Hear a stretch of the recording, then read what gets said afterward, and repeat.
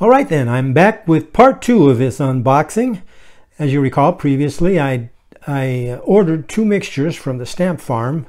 The first one I reviewed in the previous video, which was Norway, and now I have 1.8 ounces of Germany that are all euro values, which means that there should be nothing before the year 2000, which means that every stamp should fit into my collection, because right now my Germany collection stops at the year 2000. So I'm anxious to get a look at what I got here. So first they're still in the drawing book. Get rid of the stamp press, and we'll just yeah, come on out.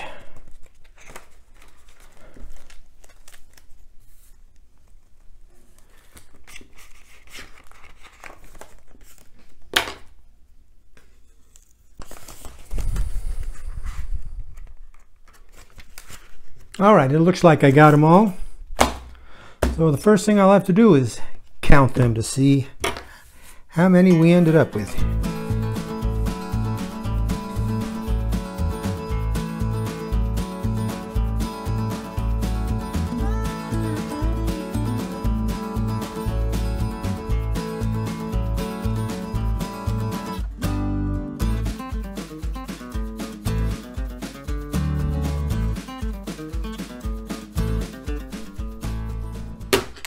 All right, there we go. Ended up with 11.3 stamps. But just to make sure, I'll do a recount.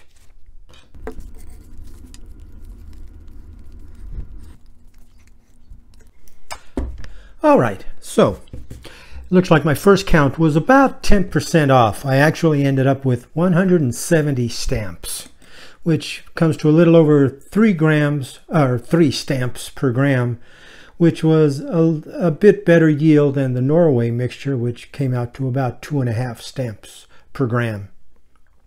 So the next step now will be to just separate these all into piles according to the year of issue, so it'll make it easier to catalog what I have. And let me get back with you in just a bit. All right then, I've completed the cataloging of all the stamps. Here they are. And let's dive right in and see what we ended up with. And the euro started in January 1st of 2002. And indeed the stamps covered a range of years from 2003 to 2018, starting with, I'll work backwards here. These are from 2018. And every year was covered, going back to 2017, 16, 15, 14, of course.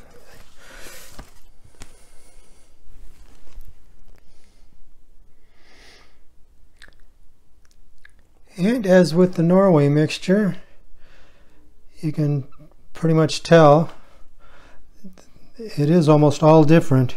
Here we had 4 copies of that 3-cent definitive.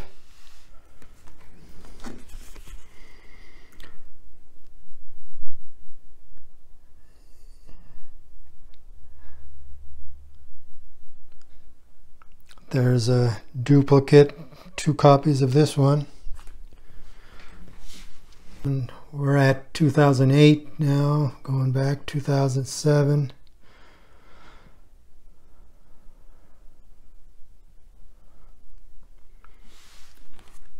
And ending up with a couple of 2003s. And then one oddball from 1995. So, as I mentioned earlier, I had 170 stamps to start with. I lost a few during the soaking, and a few of them were defective. And I ended up with 162. And then I had 9 duplicates, which left me 150 different stamps, which was a pretty good deal, I think. So looking at the details, like I said, all the years were covered between 2003 and 2018. And here's what the distribution looked like. Most of the stamps came between 2012 and 2017. Looking at the catalog value, there were only a few that had the minimum Scott catalog value of 25 cents, and those were all the small definitive stamps, the flowers and the numerals. The majority, 96 of them, had a catalog value between 30 cents and 95 cents. 37 of them cataloged between $1 and $2, and 19 came between $2.10 and $5.25. The highest catalog values were this one, the high value in a semi-postal set from 2012, with a catalog value of $5.25. Unfortunately, the left side perfs are a little bit boogered up, but I'll keep it until I find a better example. And then there was this blueberry stamp from another semi-postal set from 2010, which had a catalog value of $4.75. The total catalog value came to $183.80. Now, I didn't go through and get a HipStamp listed price for every single stamp, because a good rule of thumb is stamps sell for 20% of catalog value. And in fact, I did take a sample of them, and it came to exactly 20% of catalog value, as a matter of fact. So with a catalog value of $183.80, retail value came to $36. The cost was $12. So as a percent of catalog value, I paid 5.4% of catalog, and I paid 1/3 of retail value. So that was a pretty good deal, I believe, since I got 150 different stamps, all of which I can use in my collection, because, as I mentioned earlier too, my Germany collection currently ends at the year 2000. So now I'm able to continue on, and these will all fill spaces. Now, other than their semi-postal sets, the vast majority of German commemoratives are just single stamp issues. Now, the Snoopy issue here was 2 stamps in the set. And there are some continuing series that aren't sets per se, because, oops, I just threw that one on the floor. Like, say, this one of juvenile polecats. This is a continuing series over a span of years, where they put out a couple of stamps each year of young animals. Same thing holds true with their series of lighthouse stamps, where they're not a set per se, but they are issued over a period of years. And I ended up with 7 different lighthouse stamps. To refresh your memory, in the Norway mixture, I ended up paying 3% of catalog value and 12% of retail value, which was an incredible deal, compared to this German mixture, which is 5% of catalog value and 33% of retail, which is still a good deal, but like I said, not as good as the Norway. And then another thing I noticed with the German stamps is that the paper quality and the printing quality doesn't seem to be as up to the high standards as Norway, whereas the Norway stamps all came out looking pretty fresh and crisp after soaking. A lot of the German stamps just still look used, and some of the ink is not as fresh as the Norwegian stamps were.